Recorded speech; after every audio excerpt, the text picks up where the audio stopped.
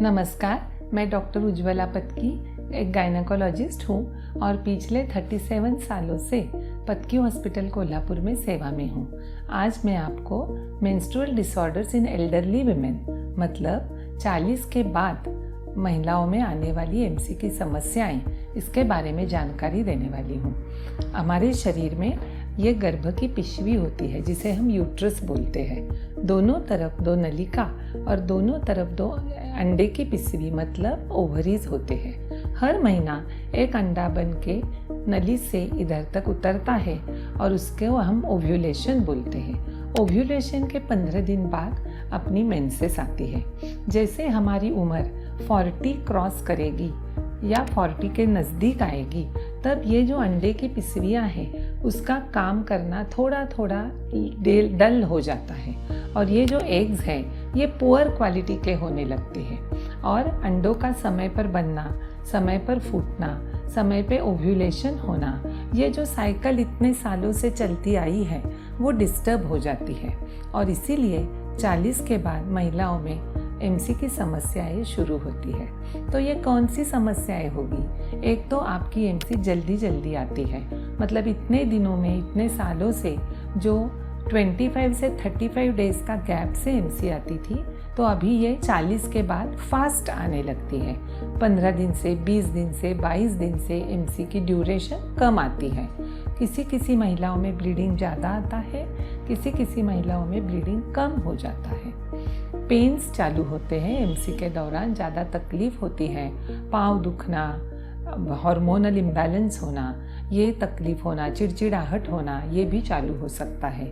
जैसे हम मेनोपॉज को अप्रोच करेंगे, मतलब 47 से 50 एज तक अपना मेनोपॉज बन जाता है, तो 40 से लेके 47 तक ये सब तकलीफ महिलाओं में हो सकती है। तो इसका परिणाम क्या होता है? हमारा जो डेली रूटीन है वो डिस्टर्ब होता है, काम में मन नहीं लगता, एनीमिया की वजह से कमज़ोरी लगती है और इसके लिए हमें डॉक्टर के पास जाके जो तपास है वो कर लेनी चाहिए। डॉक्टर के पास जाते ही आपका वेट चेक करेंगे, आपकी जनरल एग्ज़ाम करेंगे, ब्लड प्रेशर वगैरह देखेंगे, ब्लड टेस्ट में आपको एनीमिया है क्या, हार्मोन्स, थायराइड वगैरह चेक हो जाएंगे, आपके सोनोग्राफी हो जाएगी।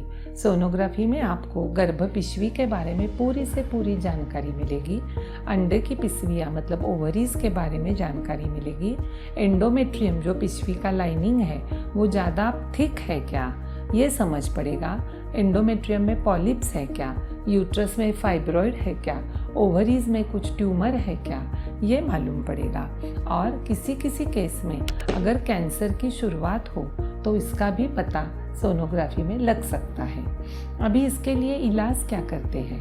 तो पहले डॉक्टर आपका रिपोर्ट सब चेक करेंगे, फिर दवा पानी करके ठीक होता है क्या देखेंगे, नहीं तो डी&सी का एक बहुत महत्वपूर्ण इलाज हो सकता है जिसमें आपको सुबह खाली पेट बुलाया जाता है हॉस्पिटल में और ये पिशवी का अस्तर क्लीन करके पैथोलॉजिस्ट की तरफ से जांच होती है। उसमें आपको हार्मोनल इम्बैलेंस है क्या और कोई तकलीफ है क्या, कैंसर की शुरुआत है क्या, ये भी जल्दी मालूम पड़ सकेगा और इलाज आपका फौरन हो जाएगा। दवाइयाँ से अगर आपकी तकलीफ कम नहीं हुई, सोनोग्राफी में आपको बड़े बड़े फाइब्रॉइड्स हैं, ओवरी में मासेस है, ट्यूमर्स हैं, ऐसा कुछ लगा तो आपको पिशवी निकालने का मतलब हिस्टेक्टमी की भी सलाह मिल सकती है।